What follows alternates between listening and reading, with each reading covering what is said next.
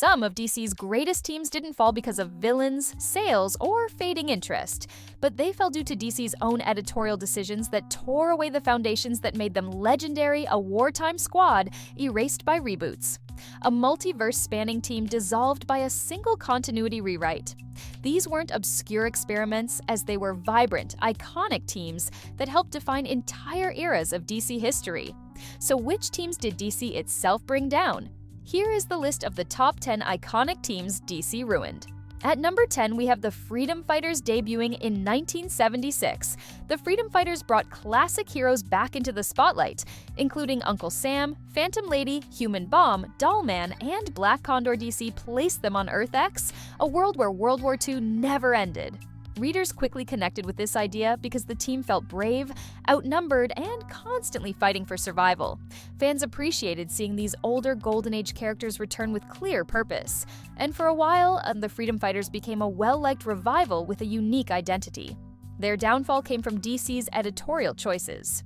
In 1985, Crisis on Infinite Earths erased all alternate universes and merged everything into one timeline. When Earth X disappeared, the Freedom Fighters lost the history that defined them. Years later, Infinite Crisis opened by killing several members in the very first attack, wiping out the roster instantly.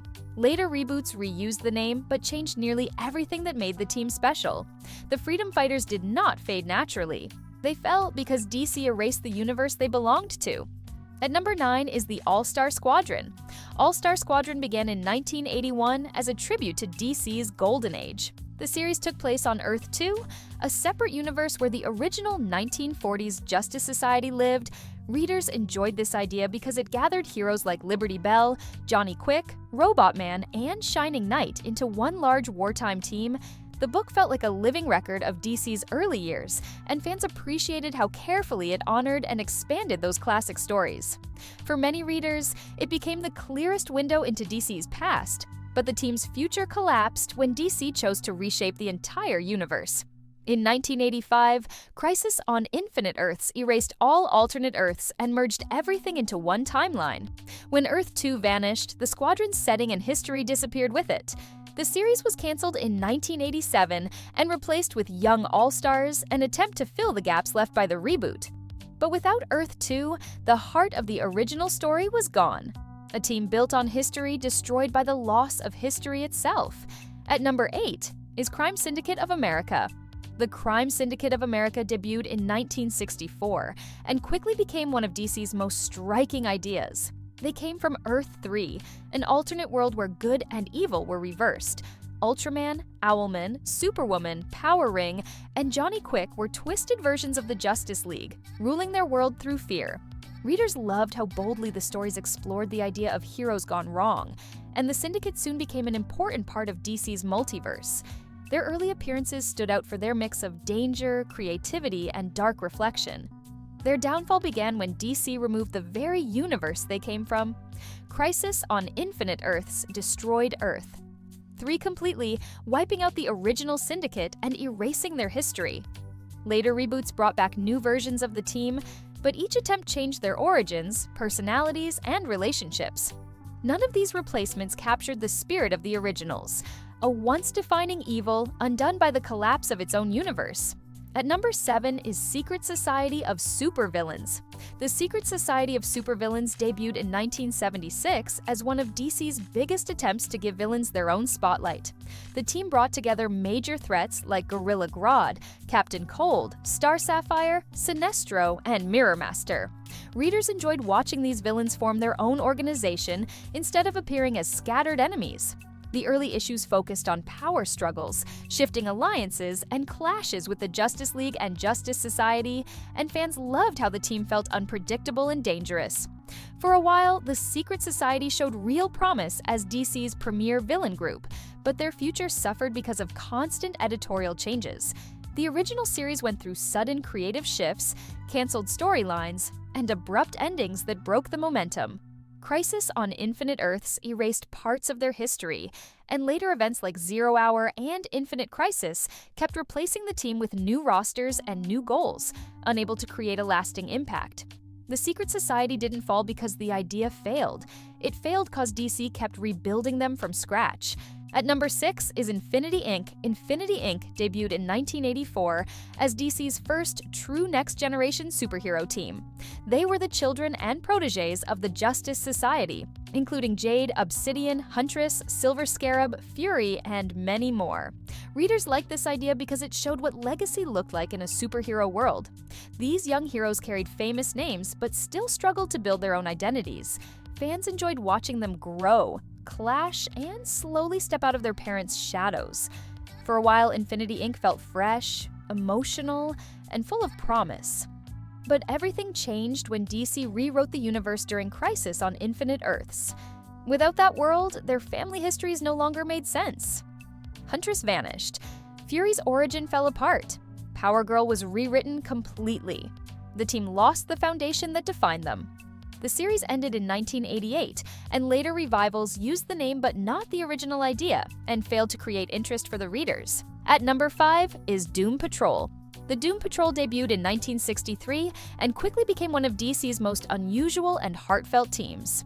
Robot Man, Elastigirl, Negative Man, and the Chief were heroes shaped by tragedy, each living with powers that felt more like curses. Readers connected with them because they were outsiders trying to make sense of a world that feared them. Their stories explored loss, sacrifice, and identity long before those themes became common in comics. The team's original run even ended with a bold moment where they chose to sacrifice themselves, earning deep respect from fans. But the Doom Patrol's history became tangled because of constant editorial changes. When the team was revived in the 1970s and 1980s, different writers altered origins, revived dead members, and added new characters without a clear direction. Crisis on Infinite Earths and the 2004 reboot added more confusion by changing parts of their past with a new version that ignored earlier character arcs. The Doom Patrol failed due to conflicting rewrites. At number 4, we have the Teen Titans. The Teen Titans began in 1964, but it was the 1980s New Teen Titans era that made them one of DC's most beloved teams. Characters like Robin, Cyborg, Starfire, Raven, Beast Boy, Donna Troy, and Wally West connected with readers in a way few superhero groups ever had. Their stories explored friendship, trauma, identity, and growing up, and fans loved watching these young heroes learn, struggle, and rise together. Many of the prominent fan-favorite sidekicks like Nightwing, Red Arrow, Aqualad, Kid Flash stepped out of their mentor's shadow, making this team the emotional heart of DC. But their history was repeatedly damaged by editorial changes. Crisis on Infinite Earths rewrote Donna Troy's origin multiple times. 0 Hour altered timelines. Later reboots shifted focus away from the classic roster. The biggest blow came with the New 52, which erased nearly all shared Titan history characters who had grown together for decades were suddenly strangers. The emotional bonds that defined the team simply vanished. At number 3, we have the Green Lantern Corps. Green Lantern Corps was introduced in DC Comics Showcase issue 22 in September 1959. For decades, the Green Lantern Corps stood as one of DC's most iconic teams. Thousands of Green Lanterns from across the universe worked together as a cosmic police force, each carrying a power ring fueled by willpower. Hal Jordan, Jon Stewart, Guy Gardner, Kilowog, and so many others helped the Corps grow into a symbol of unity and duty. Readers loved the structure, the world building, and the idea of heroes protecting entire star systems. For many fans, the Corps represented the structured organization of DC's cosmic storytelling, but everything changed in 1994 during the storyline known as Emerald Twilight. After the destruction of Coast City, DC rewrote Hal Jordan into Parallax, turning him against the Corps. He destroyed the Central Power Battery, killed members, and wiped out the Corps completely. Only one new Lantern, Kyle Rayner, remained. Later events like 0 Hour added more confusion, and the Corps stayed gone for years. Even though the team was eventually restored, the original Corps had already been dismantled, a universe-spanning army reduced to a single survivor. At number 2 is the team with the most rebooted history in all of DC, the Legion of Superheroes. The Legion of Superheroes debuted in 1958 and quickly became one of DC's most loved teams. Set in the 31st century, the Legion featured young heroes from different planets coming together to protect the future. Cosmic Boy, Saturn Girl, Lightning Lad, Brainiac 5, Phantom Girl, and many others created a team full of diversity and unity. Readers enjoyed watching these characters grow over time, form relationships, and face galaxy-level threats. But their entire timeline collapsed because of repeated editorial resets. Crisis on Infinite Earths removed Superboy, a character who was central to Legion history. Without him, their pasts no longer fit together. Zero Hour in 1994 fully rebooted the team, erasing the original Legion and replacing it with a new version. Later reboots in 2004, 2007, and even the 2010s created more alternate Legions, each rewriting with several versions of reboot, reset, relationships, origins, and eras, leaving fans confused with multiple incompatible versions of the same team. At number 1, we have the Justice Society of America. As the world's first superhero team, debuting in 1940, the Justice Society of America shaped everything that came after as the world's first superhero team. Flash, Green Lantern, Hawkman, Dr. Fate, Hourman, Sandman, Atom, and Spectre created the foundation for every team that came after them. When DC revived the JSA in the Silver and Bronze Ages, readers loved seeing these heroes age naturally, mentor new generations, and build a history that felt alive. Their stories introduced the idea of legacy, where heroes passed down their roles instead of being endlessly replaced. But everything changed during the Crisis on Infinite Earths event that erased the JSA's long history. With their home timeline gone, the team was pushed out of continuity. In 1986, DC removed them completely by trapping them in a Ragnarok time loop. Later revivals tried to rebuild their legacy, but each reboot changed more of their foundation. The clearest example of DC dismantling its own legacy and the first team destroyed by the first major reboot.